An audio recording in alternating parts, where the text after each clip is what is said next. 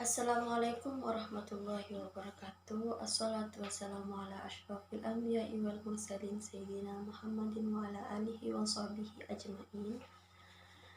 Pertama-tama saya ucapkan terima kasih kepada Bapak Hadi Mursalin SEMM selaku dosen pengampu mata kuliah Islamic Marketing dan Manajemen. Perkenalkan, nama saya Mariaman NIM 1201639. Saya dari kelas 3C Akuntansi Syariah. Di sini saya akan membahas tentang Customer Relationship Management.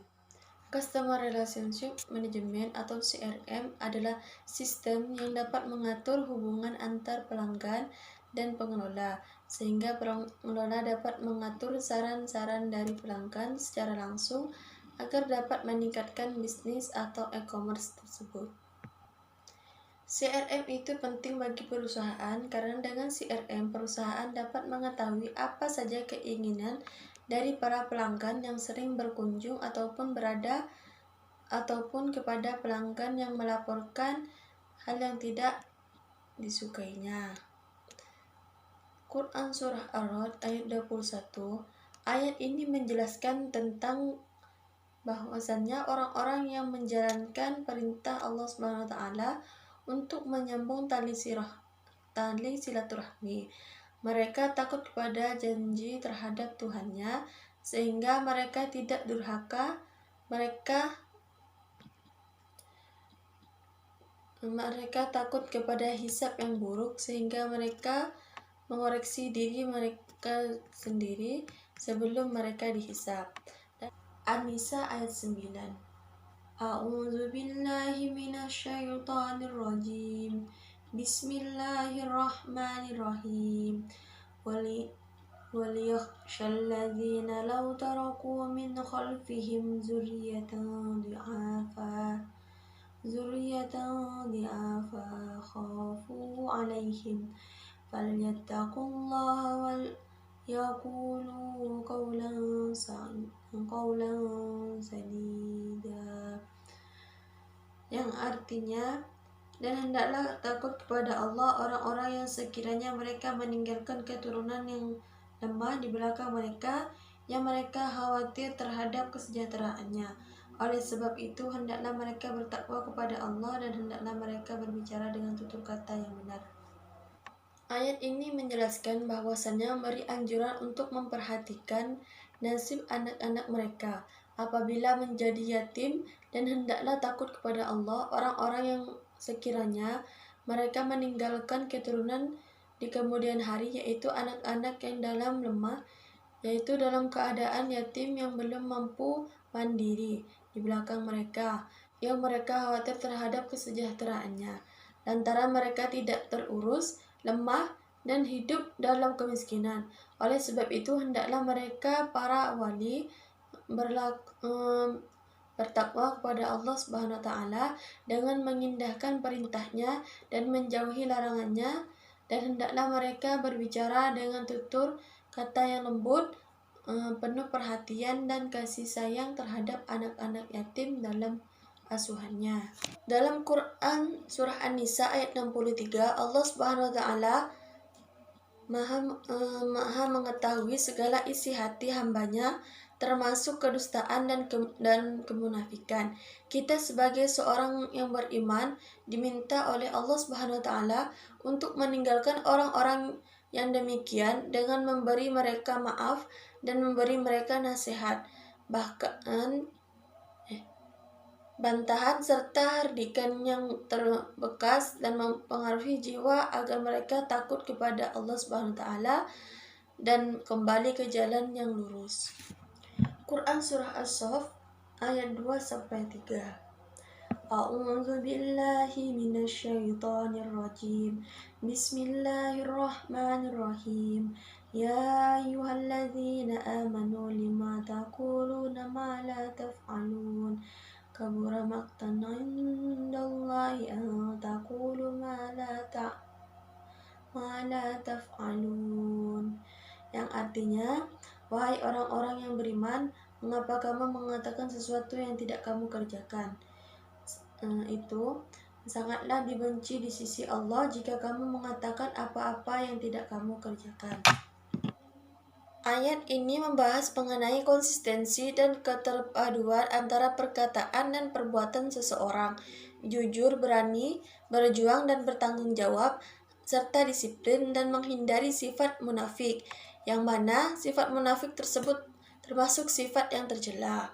Dalam Quran Surah Al-Ankabut ayat 46, ayat ini membahas tentang bahwasannya Allah Subhanahu wa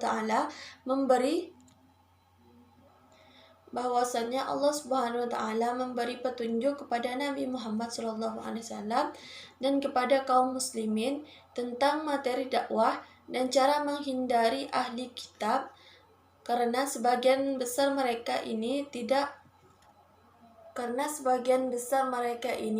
menerima seruannya. Ketika Rasulullah SAW menyampaikan ajaran Islam, kebanyakan dari mereka mendustakannya.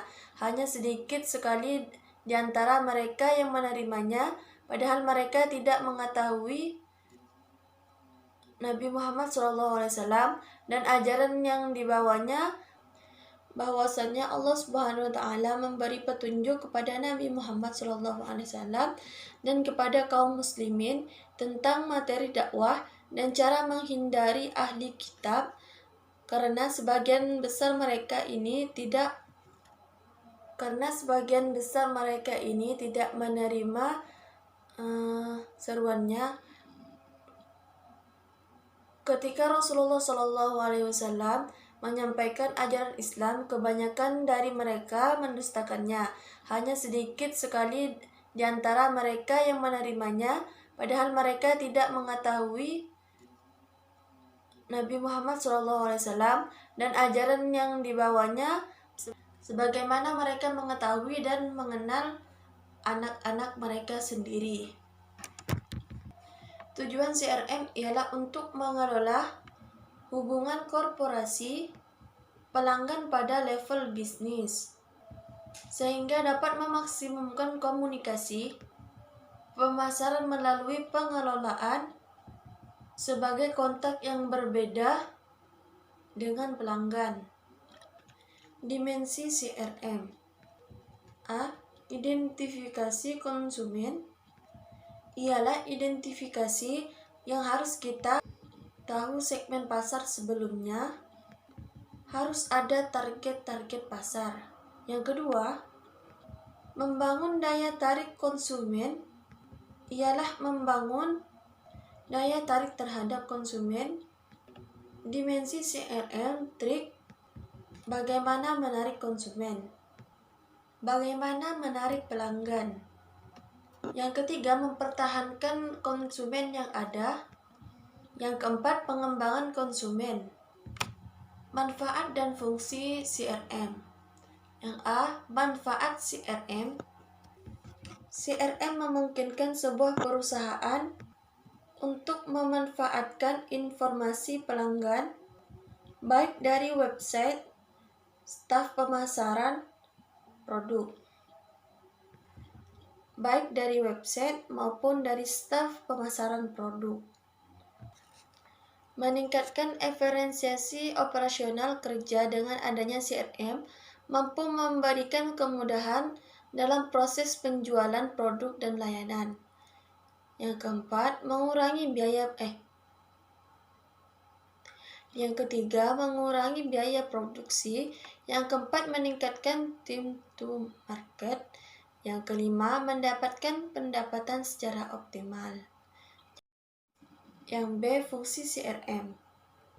Fungsi CRM yang pertama ialah menerapkan falsafah yang berorientasi pada pelanggan. Yang kedua, mengidentifikasi faktor penting bagi kebutuhan pelanggan. Yang ketiga, membangun proses pelayanan terhadap pelanggan secara maksimal. Berdasarkan artikel Customer Relationship atau CRM oleh Alif Maulana 1, Muhammad Arni, Kevin Octavian 2. jurusan Teknik Elektro, Fakultas Teknik, Universitas Sultan Ageng Tirtayasa. Menurut artikel tersebut bahwasannya CRM adalah sebuah strategi bisnis yang berbasis customer seperti strategi bisnis lainnya. Tujuan akhir dari CRM adalah untuk memaksimalkan keuntungan dan pendapatan, sedangkan tujuan utama CRM ialah untuk meningkatkan kepuasan pelanggan. Yang saya dapatkan setelah membaca skripsi upaya meningkatkan pelanggan collection. Upaya meningkatkan pelanggan Az-Zahra Collection ialah sebagai berikut. Dalam ajaran Islam, segala sesuatu hendaklah dilakukan dengan benar, teratur, prosesnya diikuti dengan baik. Begitu pula dalam mengelola suatu bisnis. Dalam mengelola suatu bisnis, pekerjaan perlu dilakukan secara sistematis, terarah, jelas, dan tuntas. Teori yang digunakan pada skripsi yang berjudul Upaya Meningkatkan Pelanggan Az-Zahra Collection ialah jenis penelitian kualitatif. Hasil penelitian yang terkandung di dalam skripsi tersebut ialah Az-Zahra Collection dapat meningkatkan pelanggan melalui produk yang bernilai, harga yang pantas, dan cara pembayaran yang tidak memberatkan, dan kemudian dalam mendapatkan produknya, serta pelayanan yang cepat, tepat, dan efisien. Di samping itu juga berbuat baik dalam menyampaikan informasi kepada pelanggan, yaitu dengan benar dan tidak berlebih-lebihan. Baiklah, sekian video yang dapat saya sampaikan. Kurang dan lebihnya saya mohon maaf. Wabillahi taufiq wal hidayah. Wassalamualaikum warahmatullahi wabarakatuh.